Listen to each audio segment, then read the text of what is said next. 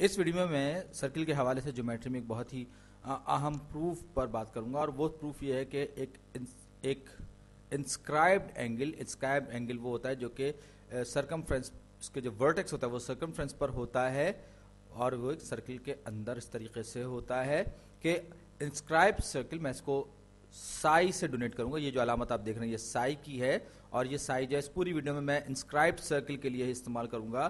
तो साई यानी कि इंस्क्राइब्ड एंगल जो है वो हाफ होता है सेंट्रल एंगल के जो सबटेंड होता है उसी आर्क पर, यानी उसी साई से बनने वाली आर्क तक। तो मुझे पता है कि बड़े मुश्किल अल्फाज में मैं बोल रहा हूं आपके सामने। तो ये वर्टेक्स है इस एंगल का, एंगल साई का, और ये देख रहे हैं सर्कमफ्रेंस पे है और ये इसकी दो लाइनें हैं या दो कॉर्ड्स हैं जो इस एंगल को डिफाइन कर रही हैं। तो अब आप देख सकते हैं कि ये जहां पर जाकर ये एंगल के सर्कमफ्रेंस के दूसरे हिस्से को छू रही हैं, इस हिस्से को, ये जो है ये सबटेंडेड आर्क कहलाती है। अगरचे नाम बड़ा आपको मुश्किल लगेगा लेकिन ये जो है ये वो आर्क या वो कॉस का वो हिस्सा, या यूं कह के वो आर्क या वो कॉस है जो उस एंगल के दूसरे मुखालिफ किनारों के इस सर्किल से टच होने की, मस होने के नतीजे में बनती है। तो इसको हम कहते हैं सबटेंडेड, यानी कि आर्क सबटेंडेड बाय साई। तो ये सर्कमफ्रेंस पर इसका वर्टेक्स है। अब बीच में सेंट्रल एंगल से मुराद क्या है? ये सर्किल का सेंटर है, ये बिल्कुल सेंटर है सर्किल का, समझ लीजिए ये सर्किल का सेंटर है। अब इससे अगर मैं एक और एंगल बनाऊं जो इसी सबटेंडेड आर्क को, जो कि साई की सबटेंडेड आर्क है, उसको जाके दोनों तरफ से टच करे इस तरह से, तो इसको मैं कहूंगा थीटा। इसको मैंने साई कहा था, इसको मैं कहूंगा थीटा, जो कि सेंट्रल पॉइंट से बनने वाला एंगल है, सबटेंडेड एंगल है। तो ये हाफ होगा, हम कहेंगे साई जो है वो हाफ ऑफ थीटा होगा।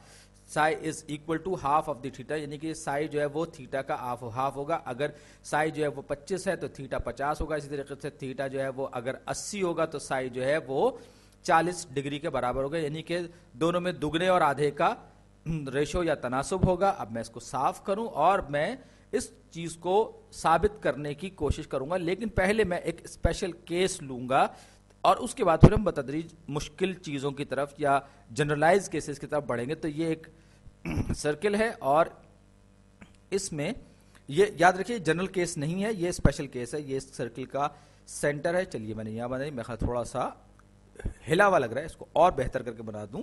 ये लीजिए, ये आपको लग रहा होगा हाँ सर्किल का सेंटर है। तो ये डायमीटर है सर्किल का और आप देख सकते हैं कि ये डायमीटर जो है वो हमेशा सेंटर से गुजरता है और ये एक इंस्क्राइब्ड सर्किल की साइड भी है, या यूं कहें कि इंस्क्राइब्ड एंगल की जो है जिससे लाइन है, ये एंगल साई हमारे पास है।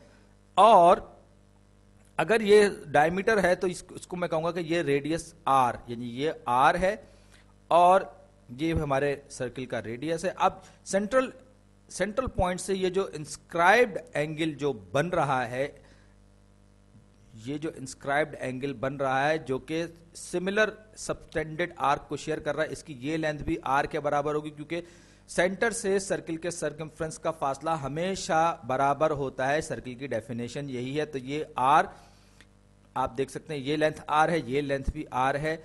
तो ये दो साइड जब बराबर होंगे तो दो साइड्स किसी ट्रायंगल में इक्वल होंगे तो उनके अपोजिट एंगल्स भी बराबर होते हैं। ये हमें ट्रायंगल की प्रॉपर्टीज से पता है। अगर आपको सही तौर पे समझ ना आ रहा हो तो अगर ये साइड आर है, ये साइड भी आर है, तो इनके अपोजिट एंगल्स जो हैं, क्योंकि ये आइसोसेलेस ट्रायंगल है, यानी कि इसमें के दो साइड्स बराबर है, तो दोनों साइड्स के इक्वल साइड्स के जो अपोजिट एंगल्स हैं वो भी आपस में बराबर होंगे। ये प्रॉपर्टी है आइसोसेलेस ट्रायंगल की। तो ये साई जो है, इस तरफ ये साई होगा तो ये भी साई होगा। और ये जो एंगल है, जिस एंगल के बारे में बात कर रहा हूं, सबटेंडेड एंगल की बात कर रहा हूं, जो इस आर्क पे सबटेंड कर रहा है और सेंट्रल पॉइंट से बन रहा है, ये जो एंगल है इसको मैं कहूंगा थीटा। ये एंगल को हमने थीटा का नाम दिया।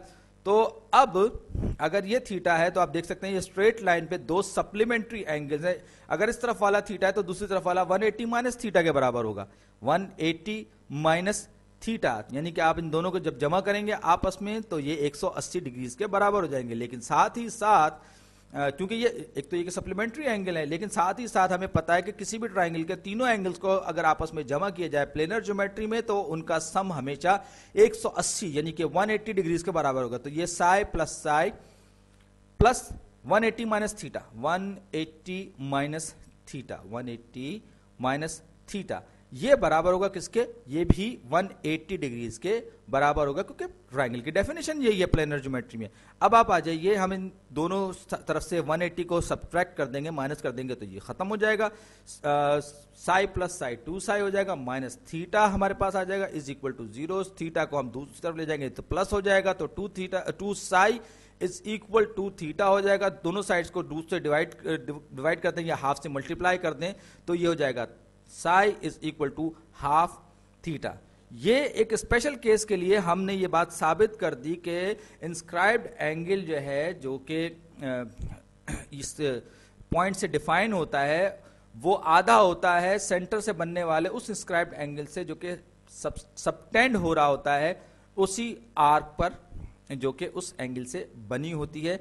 और आप देख सकते हैं कि यहां पर ये डायमीटर को से गुजरने वाली लाइन हमने ली थी, हमने कैसी रे ली थी, जो कि उसका एक एंगल लिया था जिसकी एक रे जो है वो डायमीटर से गुजर रही है और दूसरी रे सर्किल में कहीं और से गुजर रही है। यानी कि अगर ये 50 होगा तो ये 100 होगा, और इसी तरीके से इनका आपस में रेशो चलेगा। तो अब देख सकते हैं यहां पर हमने स्पेशल केस की सूरत में साबित कर दिया कि अगर हमारे पास थीटा होगा तो उसका हाफ जो है वो साई होगा, और अगर साई होगा तो उसका दुगना जो है थीटा होगा। अब ये मैंने क्लियर कर दिया है। अब मैं एक और कदरे मुश्किल, थोड़ा सा मुश्किल केस देख रहा हूं, जो हम कहते हैं कि निस्बतन ज्यादा जनरलाइज केस में देख रहा हूं। अब मैं एक और इंस्क्राइब्ड एंगल ले रहा हूं। ये एक एंगल है, इंस्क्राइब्ड एंगल है ये, और ये सेंट्रल पॉइंट है, ये एंगल का सेंटर है। ये इस एंगल को मैं एक बार फिर साई कहूंगा, और ये जो सेंटर से अगर मैं एक लाइन ड्रॉ करूं जो कि इस आर्क तक सबटेंड हो रही हो, उसी सेम आर्क तक सबटेंड हो रही हो, तो ये एंगल थीटा होगा। अब मुझे क्या साबित करना है, मुझे एक बार फिर वही बात साबित करनी है कि थीटा बराबर होता है हाफ ऑफ साई बराबर होता है हाफ ऑफ थीटा के। लेकिन साथ ही साथ आप ये देखिए कि ये सेंटर में हमारे पास ये 2 कॉर्ड्स हैं, एक अगर ये डायमीटर से गुजरेगी तो अब क्या है, ये मैंने एक ये एंगल जो है इसको मैंने कहा कि ये थीटा 1 है और ये थीटा 2 है। इसने इस एंगल को 2 हिस्सों में तकसीम कर दिया, लेकिन जरूरी नहीं है कि दोनों एंगल्स आपस में बराबर हो। तो इस एंगल को मैं कहूंगा ये थीटा 1 और ये एंगल होगा थीटा 2। अब हमारे पास क्योंकि ये जो है ये जो लाइन है हमारे पास, ये देखिए हमारे पास ये डायमीटर आ गया है।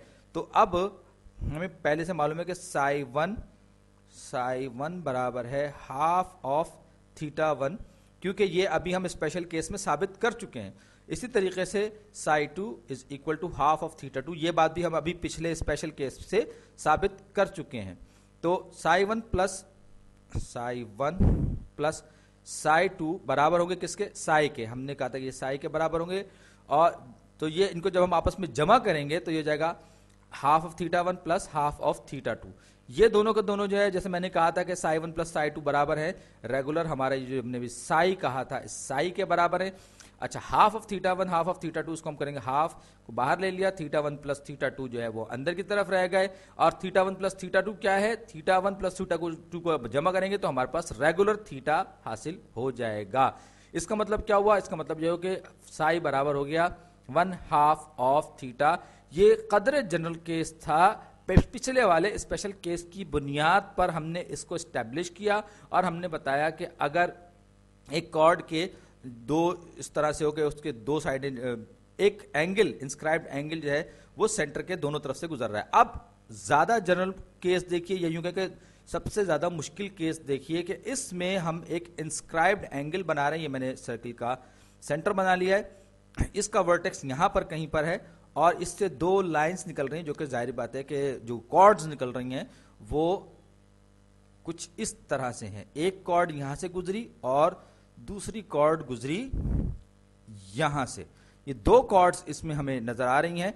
अब एक बार फिर ये एंगल हमारे पास है, ये एंगल हमारे पास है साई 1, और इसको मैंने साई 1 का नाम दिया है, जबकि इस सेंट्रल लाइन सेंट्रल पॉइंट से लेकर उसी सेम सबटेंडेड आर्क तक, इस वाली सबटेंडेड आर्क तक जो बनने वाला एंगल होगा, सेंटर से लेकर इस तक जो बनने वाला, यानी कि ये एक लाइन ये खींचूंगा और दूसरी लाइन ये खींचूंगा, तो ये वर्टेक्स इस एंगल का यहां पर आ गया। तो ये जो एंगल बनेगा सेंटर पे, जिसको मैंने कहा θ1, तो इन दोनों के दरमियान जो है आधे और दुगने का रेशो होना चाहिए। और अब हम उस केस को कंस्ट्रक्ट करेंगे। याद रखिए, अब आपको जहन नशीन रखनी है पिछली दो मिसालें जो हमने सॉल्व की थी। मैं डायमीटर बनाने जा रहा हूं। तो ये जो है ये सर्किल का डायमीटर है, आप गौर से देखिए, ये डायमीटर है। अब इसको जरा तवज्जो से देखिएगा, ये जो एंगल बन रहा है, ये एंगल बन रहा है साई 2। मैं इसको कहूंगा कि ये एंगल जो है ये साई 2 के बराबर है। अब ये जो लेंथ, ये जो यूं कहें कि सबटेंडेड आर्क जो है, ये वाली आर्क, मैं इसको दूसरे कलर में कर लूं, ये जो सबटेंडेड आर्क है, ये आर्क जो है इसके साथ ये बनने वाला सेंट्रल एंगल जो है ये θ2 है। याद रखिए, अब हम स्पेशल केस पर आ गए हैं जिसमें कि हम रिलेशनशिप साबित कर चुके हैं। तो साई 2 बराबर होगा किसके? बराबर होगा इस ये लाइन, देखिए ये साई 2 जो है इस लाइन के और ब्लू वाली लाइन के बनने से वजूद में आ रहा है। और साई 2 बराबर किसके होगा?